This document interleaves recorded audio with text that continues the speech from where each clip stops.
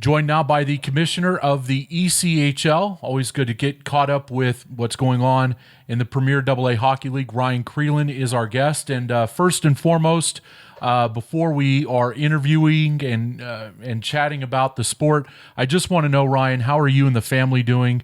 How are the league staff doing? Because at the end of this day, we're all hockey fans and we're all people as well, and we're all fighting this together. So how are you doing? We're doing okay, Matt. I guess as best as anyone can be during these times. These are uncertain times, but in the best interest of our health. And as I mentioned to you, we're in New Jersey, where there's lots of concern regarding the virus. So we're taking heed to the orders that have been issued to us by the state governor. Our staff is working from home. And we're moving along as everyone else in the state and really the country or the continent or the world is at this point. But, we have our health, and so that's what's most important.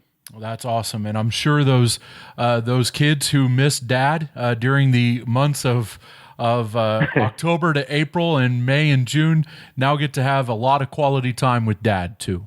Yeah. Well, we're still working. We've got lots on the go. I kind of hunker down in the basement here, but yeah, Dad's home a lot more than he is during the season, and so the weekends have been quite nice without the travel. I bet. And the Kelly Cup playoffs would have started on Wednesday night, April 8th, as we're recording this. So a little bit of a bittersweet day here for every hockey fan across North America, as not only the NHL, but the ECHL playoffs would have gotten underway. So I guess first question is kind of give us a TikTok here of how the league became aware. How did you become aware of the coronavirus, and were there any initial plans for a continuation of games should the need arise before March 11th? So we were discussing it in our executive committee and our groups and keeping an eye on it. But I think the urgency and the seriousness of it came so quickly to all of us. That while we were loosely talking about it, we hadn't put anything down that was concrete. And, if I recall back, once the NBA suspended the season, which I believe was a Wednesday night, that was really the cascading waterfall for us and really for all of sports and all of events and not just our industry, though, too. At the same time, you had state governors that were starting to put bans in.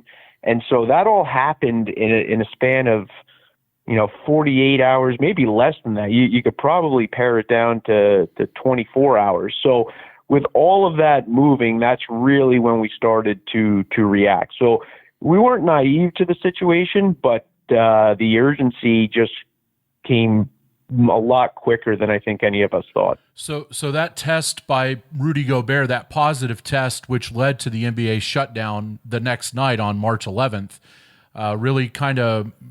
really kicked things into high gear for you guys.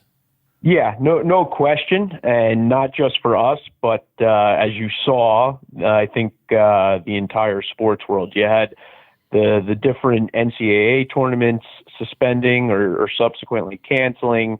The NHL suspended the next day. We suspended the next day, maybe almost all of hockey.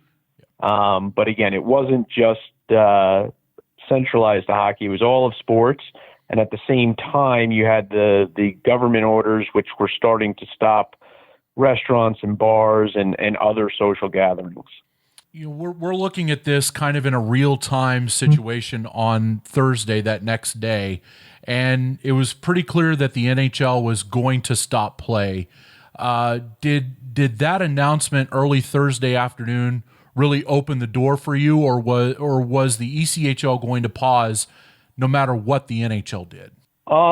Again, things were moving very quickly, and I would tell you we were having concurrent discussions. And we were gathering our board together, I would say maybe hours or even minutes apart from when the NHL was doing theirs. And to say it would be independent, I guess it's hard to tell, because as we were getting on the call, we knew the NHL was suspending, and so that factored into the decision, but we were already gearing towards that direction. Was there any discussion in the subsequent days between the NHL announcing its pause and the ECHL ultimately announcing that cancellation 48 hours later? Was there any discussion at all about a window that could open to resume the season? So we had communication with the NHL within that 48-hour period, and we're learning what they knew and what they were kind of timelining out, and then factoring that into our decision and into our CBA and our business model and our player safety, and trying to apply everything that we knew as facts at the time, and how that would affect our business and our ability to complete the season. So we were having all those conversations. It was rapidly moving. I would tell you, it went into the wee hours of the night over that 2-3 day span. And while we certainly were looking at options to, it's an emotional time. The concept of canceling the season and losing the playoffs is really something you don't even want to discuss. But when that reality is facing you, you're looking for options. And, if one became available, we would try and keep that window open. But unfortunately, the more and more we discussed it and looked at what was happening around the country, around the continent, that window closed pretty quickly. There are several players who are under NHL contracts and players who come from overseas who are on ECHL contracts. At what point did international travel factor in as to whether these players could get home and get treatment, or can you just walk us through some of those factors that a lot of fans don't typically realize that go into a decision like this? What were some of those factors you were looking at? I mean, the travel bans, and again, those were not only did you have ordinances and bans on spectators gathering, but you also started to have travel bans.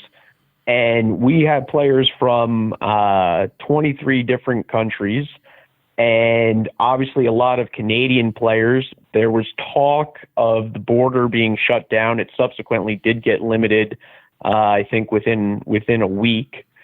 And we're trying to, player safety and the ability for our players to return home safely are at the top of the list. And so those were some immediate factors and boxes that we needed to check.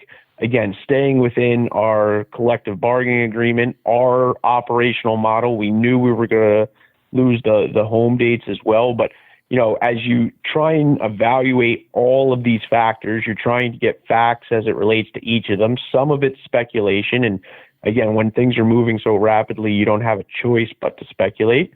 But you've got to put that all together, try and check as many boxes as possible, and make the best decision for our league and for hockey and humanity in overall. And at the time, to say cancel the season and lose the playoffs, it certainly doesn't feel like the right decision. But hindsight has shown that it was the right decision and the prudent decision because of the timeliness of it. In the days that have come out from the cancellation of the season, we've seen kind of a partnership of sorts formed between the ECHL, the PHPA, and the Spit and Chicklets podcast run by Barstool Sports. And that's, I guess, geared toward helping players fund their give the players a stipend through the end of the season. How did all that come together very quickly? Yeah, so from the start with the PHPA, part of our goal was to stay within the terms of our collective bargaining agreement and do what we thought was in the best interest of hockey, meaning our teams and our players, and for the long-term outlook heading into the 2021 season. We knew that some would be more affected than others through this. And this isn't only hockey or ECHL players. There are thousands, millions of people, really everyone that's affected by this. But as it relates to our group, we knew there were some that were going to be more affected than others. So we didn't know the details at the time when making the decision, but we knew we would have to work together to help out those that are most affected. And part of that was being partners, with the PHBA to create a fund to help those most in need. And Spit and Chicklets, as you well know, Biz played in the ECHL, was an all-star for us and has certainly gone on to have a great following. And he's been very supportive in all this. And I think you'll see some more in the coming days from Spit and Chicklets, just to try and help our own here get through this tough time. Again, there are tons of people affected by this, but we're doing what we can to affect those within our family.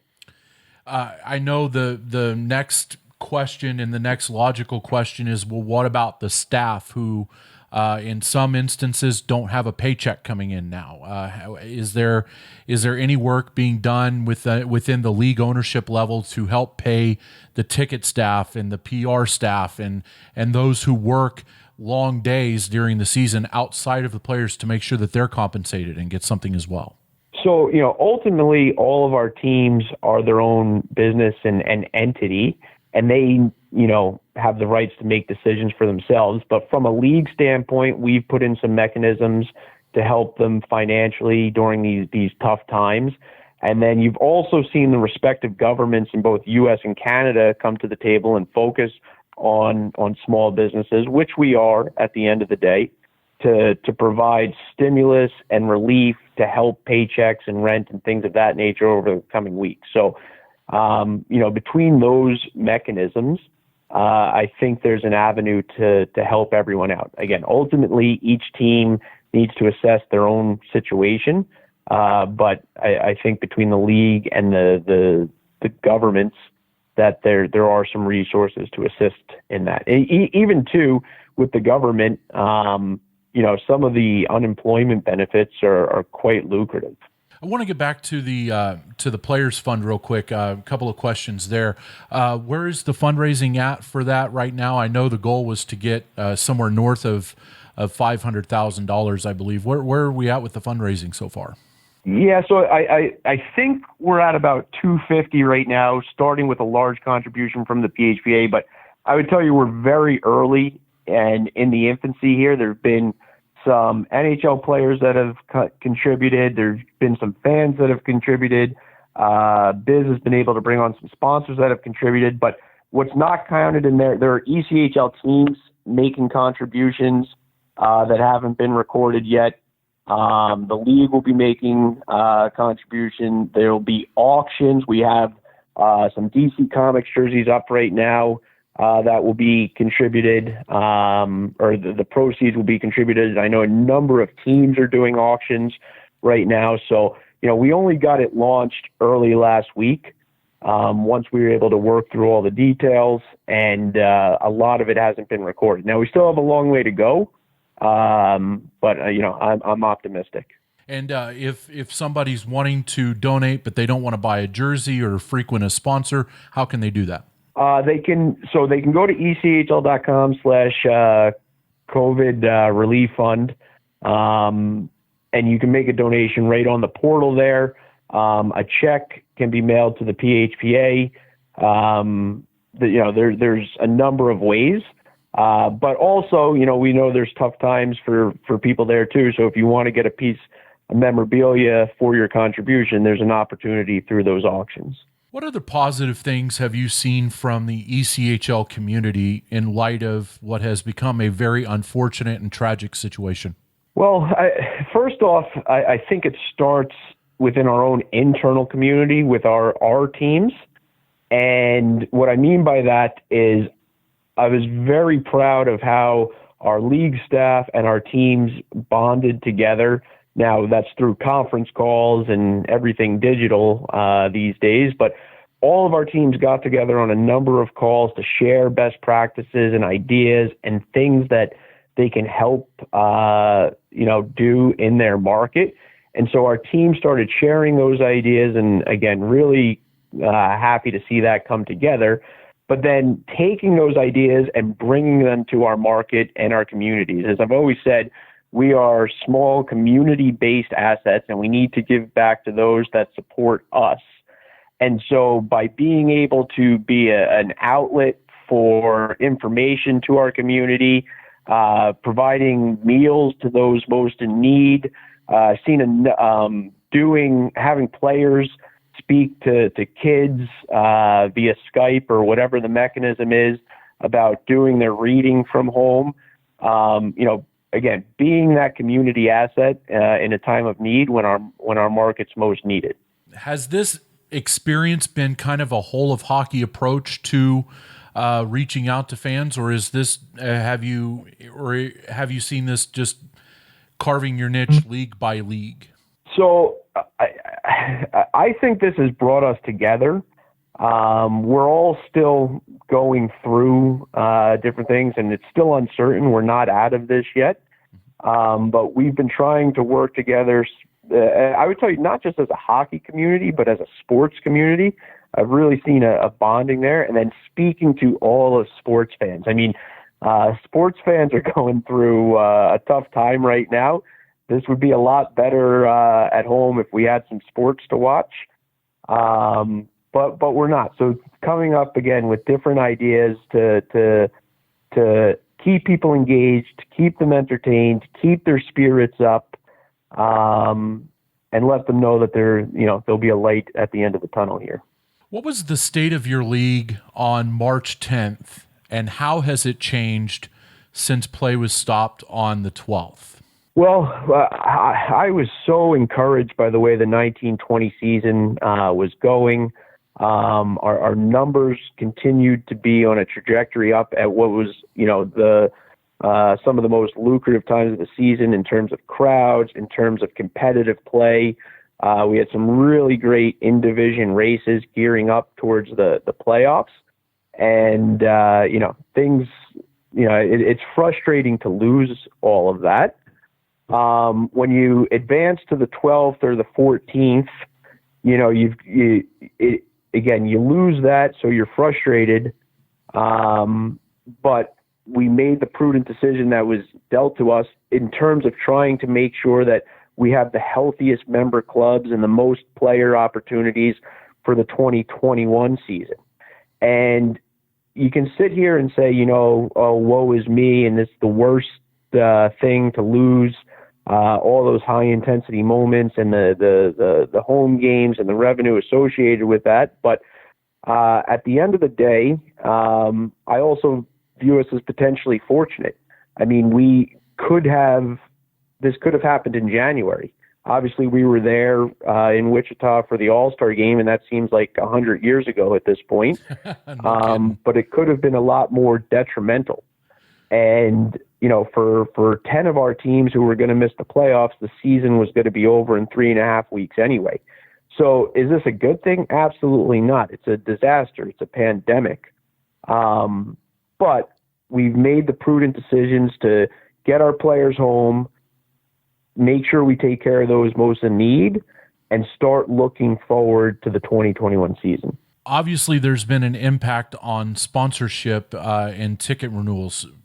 Has the league kind of grasped what that impact is going to be, and how do you guys bounce back from that? Well, no question, there's lost revenue from the 1920 season. Again, we essentially lose the last 3.5 weeks of the season. There were some teams that had had 8 home games remaining, and so almost a quarter of their season. I don't think there is a way to make that up.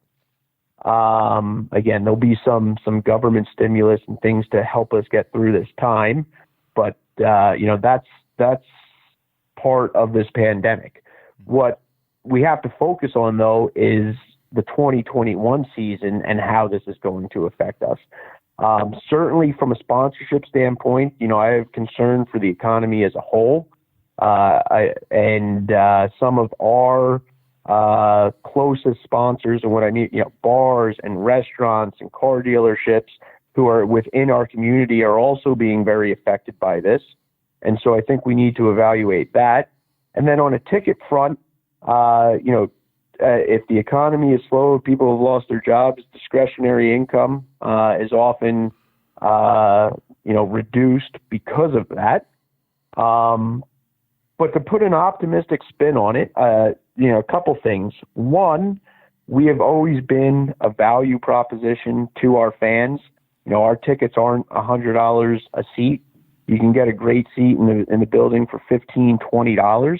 And so as a value proposition for entertainment, once we get back into the season, I'm very optimistic on that. And I think as we all sit here in our homes and go a little stir crazy, I think we all realize how important sports and social gatherings and getting together to cheer on our team, how much we miss that. And so when we are presented that opportunity next season, I think people will embrace the chance. We've heard now. I'll start turning the pages from before the last 3 weeks of March until now. And you're right; it feels like 100 years ago since you and I sat at the Hyatt or at the Drury Place and did an interview. But I want to turn the page to this season, this coming season. And Dr. Anthony Fauci has said that there is a chance that this reemerges in the fall. I was wondering if you guys, is the league working on a plan should this kind of issue come up again in the fall? Yeah, so I think that's the 800-pound gorilla in the room. And, we're certainly addressing in contingency plans, and we'll adjust as we learn more information. At this point, though, we're planning for the 2021 season and tend to drop the puck as we normally would. But again, tomorrow could hold a different story. So we've got to address those concerns, plan as if it's normal, but then put in contingencies and make sure we have different concepts in place if we have to go a different path. Maybe I'm overly optimistic. I'd like to think that there'll be some vaccines or some medications that over the next 6 months give us the opportunity to continue and get back to some sense of normalcy. But I don't think any of us have that answer right now. When you talk about the 2021 schedule and hockey, the intention of the league is to start that second Friday in October. What kind of contingencies are you building in? Is there a build in there for another pause? Should there be? Should it be necessary for one, or what kind of contingencies are you planning for at this time? Well, the one question is, do you start later? Does pushing to November, December, that extra time, and maybe it's even required to start later.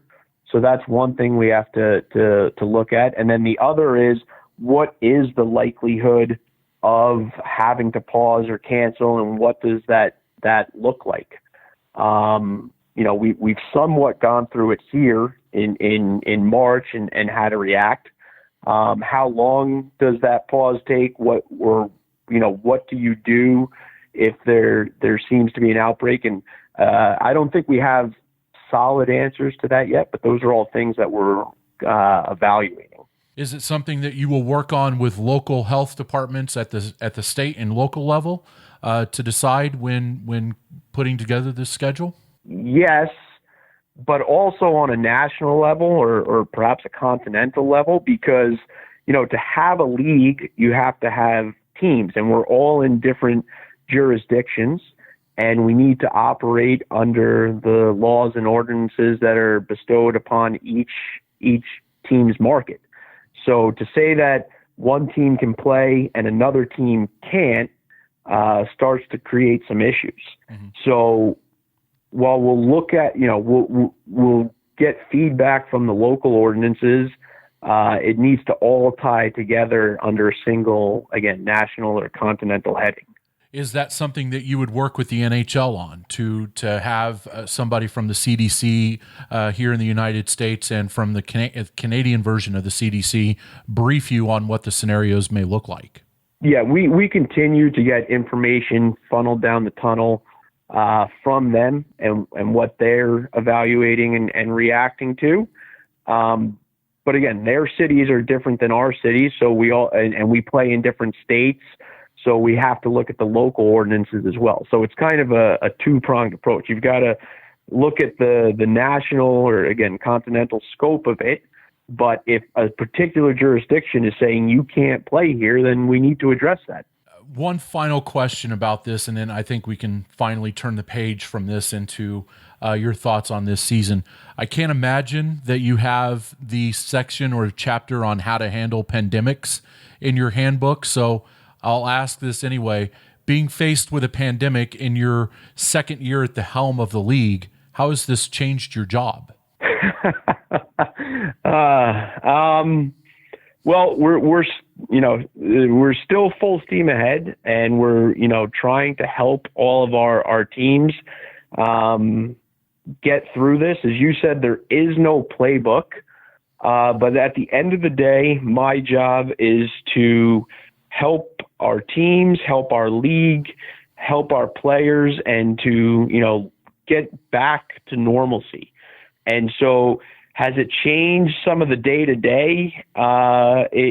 Yes, absolutely. In terms of maybe some different things that need to be done and providing some help through these tough times. But the goal is still the same. The goal is to bring the ECHL back, where we can get back to hockey, get our players on the ice, and get our fans entertained and engaged, because that's who we are at the end of the day. ECHL Commissioner Ryan Crelin joining us. I want to quickly look at the schedule here, and obviously we've talked about this as it relates to the possibility of a resurgence here of the COVID-19 virus in the fall. But has that impacted the rollout of the schedule to the teams? Because we would be at this point in the draft stages or close to the final version of that schedule getting released. Is it still on target to be released later this month, early in May, like it has been in the last couple of years? Yeah, we're actively working on it, working through some things that, there have been some changes as other events are trying to move and book up over the hockey season. But our trajectory is usually May, and maybe we'll be a little bit off of that, but not much. As it relates to the off season, with the season ending early, coaches are out trying to actively recruit for the season. So has there been any talk about moving up the opening of free agency, or is this league year still going to start on June 15th? So as it stands now, everything is status quo. Some of that is collectively bargained. And so to make a change off of that, we'd have to work with the PHPA on that. Not to say that it's out of the question. We just haven't crossed that bridge just yet. The other thing you've got to factor into the equation is you've got other hockey leagues whose seasons still are indeterminate. And how does that factor on the ECHL and those players' contracts? So at this point, everything is status quo. We've loosely talked about, what it would be to maybe bump some of that up, but nothing is materialized. Again, because there's a host of different factors that go into that equation. Just to finish up our interview by recapping the season, you'd mentioned that you were extremely pleased with how the 1920 season was heading toward a crescendo on the ice. Just give me your overall thoughts on the style and pace of play from your league this season. Yeah, and I think you and I have talked about it. The on-ice play has never been faster, more skilled. As I said to you before, we had the most NHL, AHL contracts ever to start the season and at the midway point of the season. And I think that was just ramping up for, one of our most exciting home stretches and then into the playoffs. You could just see it materializing. We had a number of division races with in-division games coming down the pike. And it was, everything was translating towards success. So again, that's why it's so frustrating to lose it. But to, risk all the other factors in terms of player safety and the ability to get them home, again, it was the right, prudent decision. How did you view, and I know we talked about this in January when we sat down, but how did you feel like the first year of instant replay went in your league? On the whole, very well. We had a couple of bugs to start back in October, but those tech pieces got moved out of the way pretty quickly. And, I would expect that in the first year of a program. And on the whole, we were able to keep pace of play moving, which was a concern for me. I didn't want 10-minute stoppages. And for year one, it was a great asset to our officials, especially in a 3-man system, the ability to review and get the call right.